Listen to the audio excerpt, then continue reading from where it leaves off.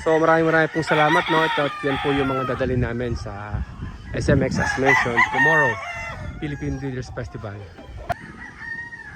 Magandang tanghali po sa inyong lahat, mga ka-excellence and kasalto.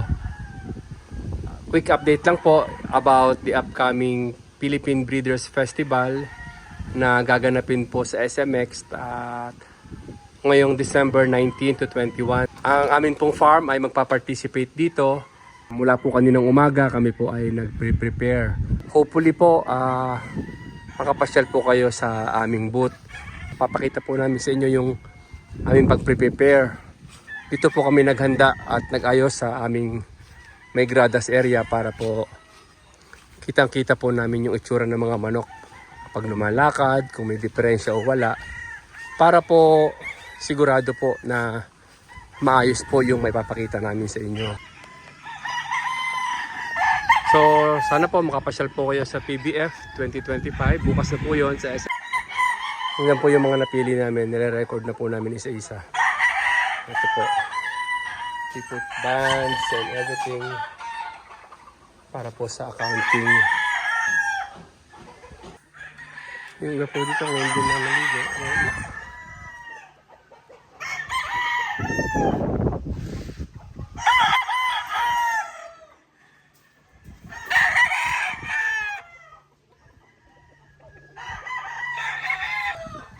So ngayon po, double check po namin lahat para po sigurado na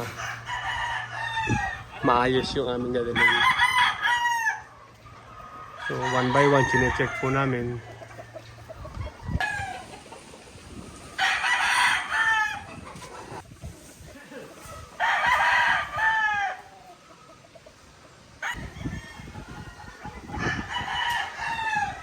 Most of them po ay nakakiping na kasi masyado pong malakas yung hangin dito sa amin.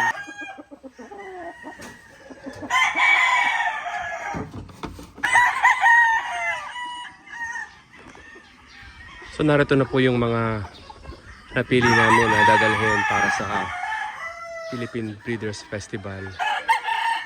Sana po makapasa sa inyong mga panlasa yung napili namin. Kasi we really try our best na piliin yung mga ayos para po sa inyong lahat.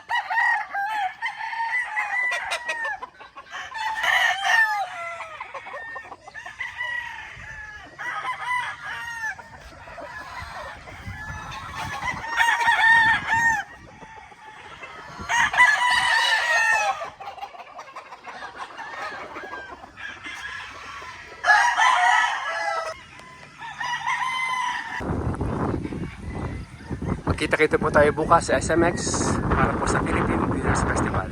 Maraming salamat.